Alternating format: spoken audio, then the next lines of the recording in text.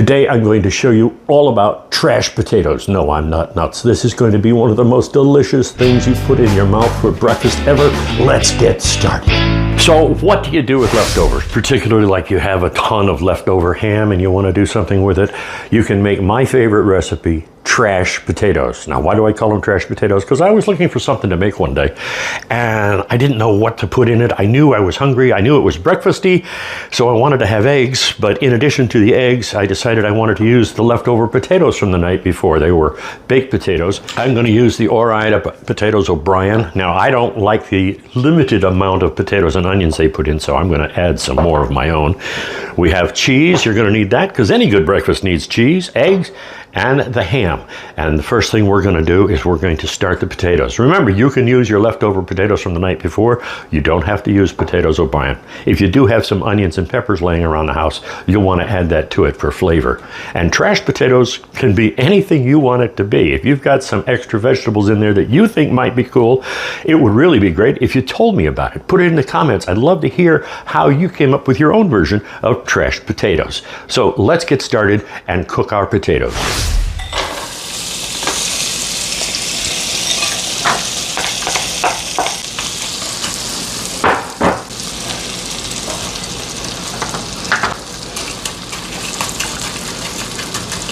The object of cooking these potatoes is to get them good and brown. Now, what I like to add to it is a little bit of paprika, just to give it that color.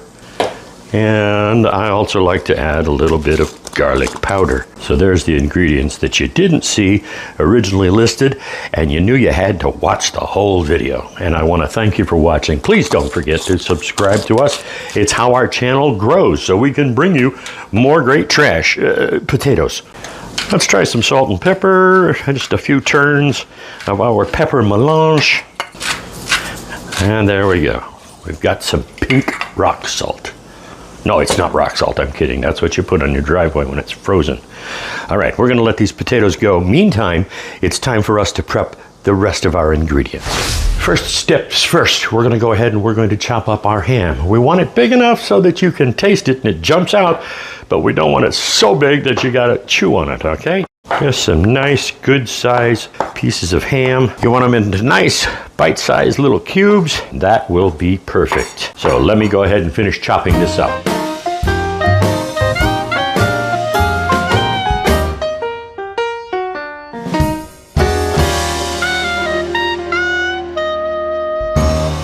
You want to make sure in your potatoes that you have some nice brown edges to make sure that they're done. And before we add eggs or cheese or anything like that, I'm going to go ahead and add our ham because we want to have the ham cook through a little bit and get it to soften up. So let me get this in there.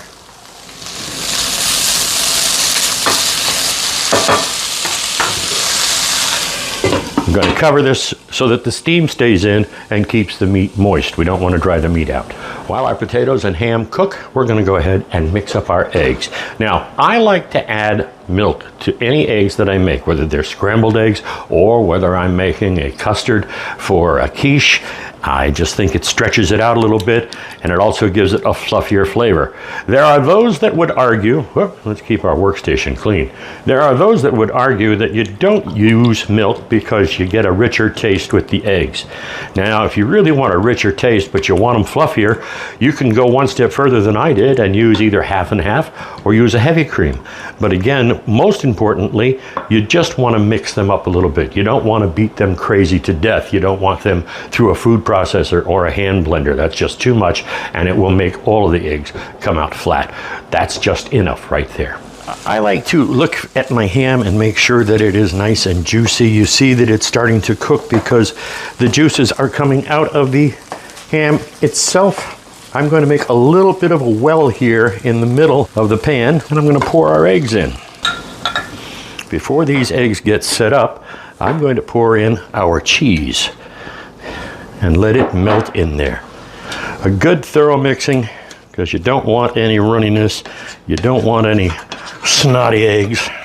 Please don't forget to subscribe to the channel. It's very important to us so we can continue to grow and continue to have a little bit of fun with you and with our food. Don't play with your food, Mom always said. Well, Mom, here I am. I'm playing with my food, but I'm doing it on air. Now, look at that.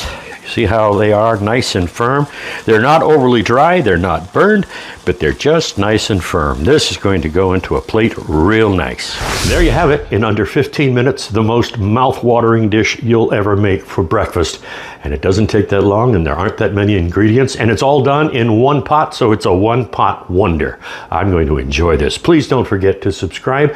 Thank you for watching, and let me know in the comments if you made it, how you made it, and what changes you may or may not have made to it.